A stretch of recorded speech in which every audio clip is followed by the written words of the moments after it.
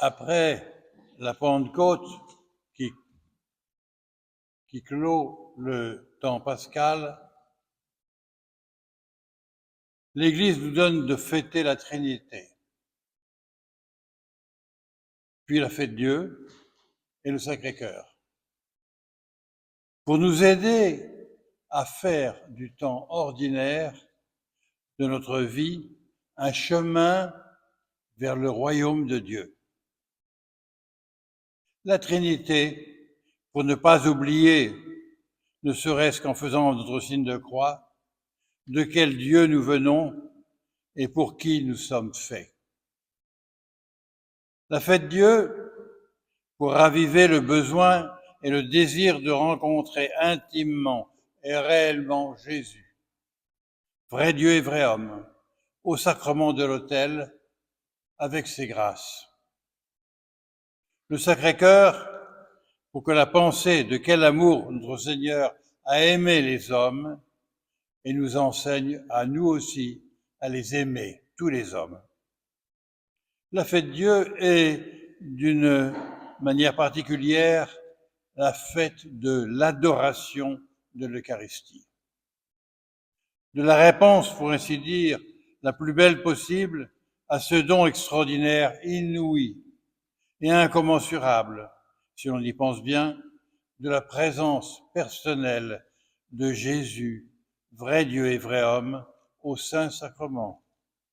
Il ne faudrait jamais s'y habituer. Il ne faut pas accepter de banaliser la présence de Jésus parmi nous.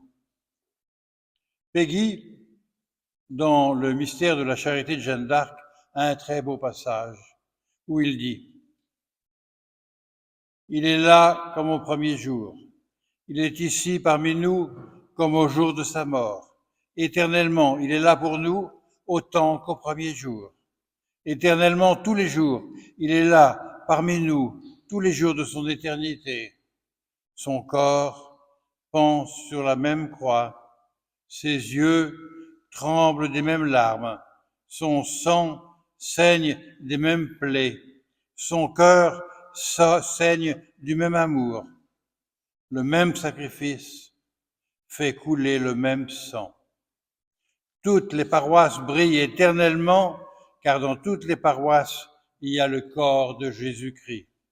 Le même sacrifice sacrifie la même chair et le même sang. C'est la même histoire qui est arrivée dans ce temps-là et dans ce pays-là, et qui arrive tous les jours dans toutes les paroisses de toute la chrétienté.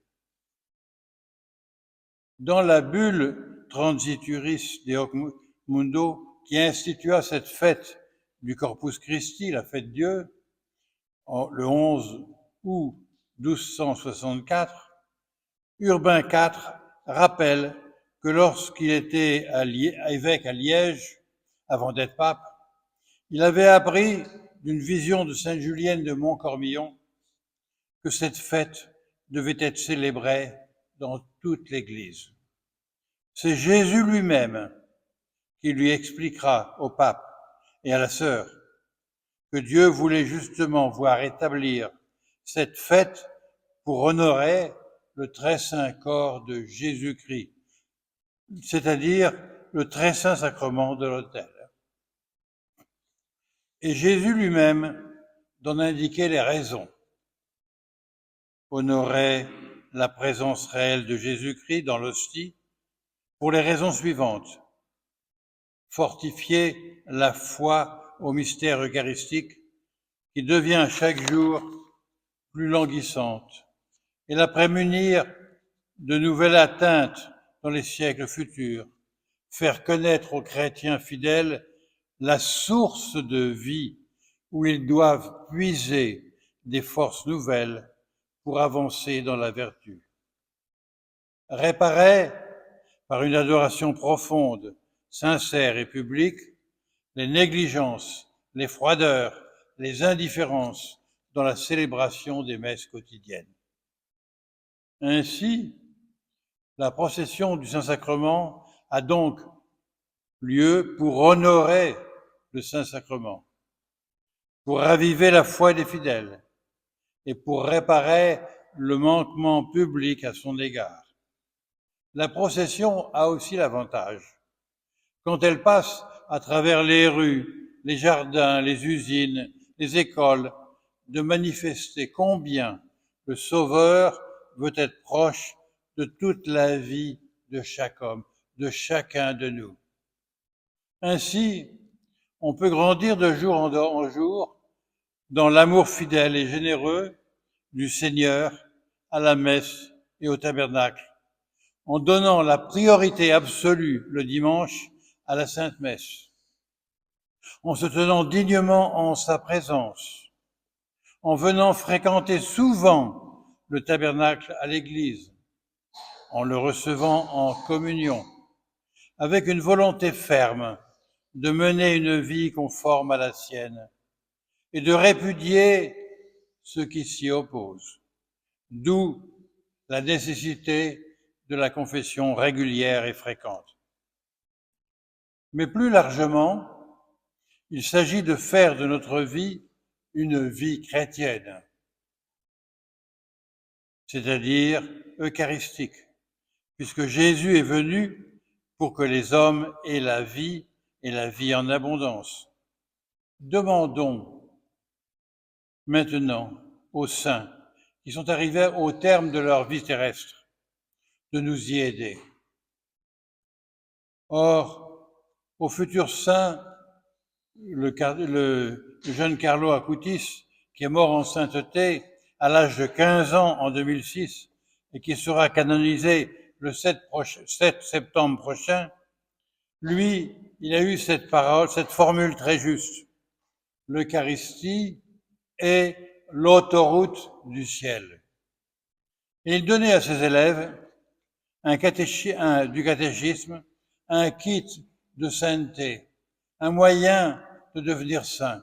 Et nous pouvons écouter cet enseignement, le recevoir et le vivre.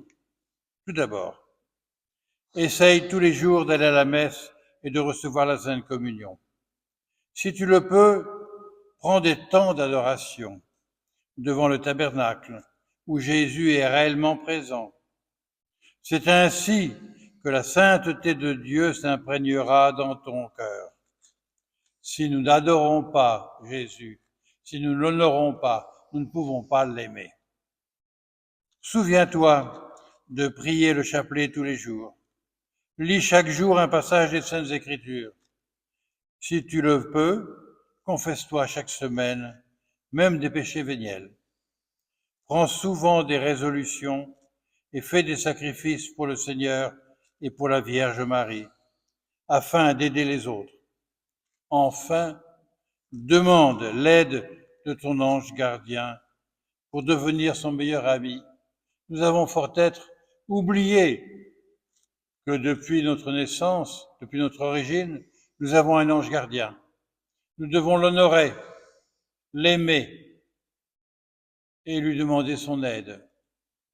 L'ange gardien est un grand mystère et une grande bonté de Dieu que Dieu nous a confié pour nous aider sur le chemin difficile de la vie, pour être fidèles en tout temps. Ainsi, nous cheminons et nous allons vers la vie éternelle en demandant à Dieu de nous aider. Et puis, n'oublions pas que nous ne sommes pas faits pour rester sur la terre. Nous y sommes pour un temps, mais nous sommes tous appelés à être dans la vie éternelle avec la Sainte Trinité, la Sainte Vierge Marie, les anges et tous les saints, tous ceux qui sont morts avant nous et qui sont saints. C'est le peuple de l'Église que nous espérons, avec lequel nous espérons vivre pour l'éternité.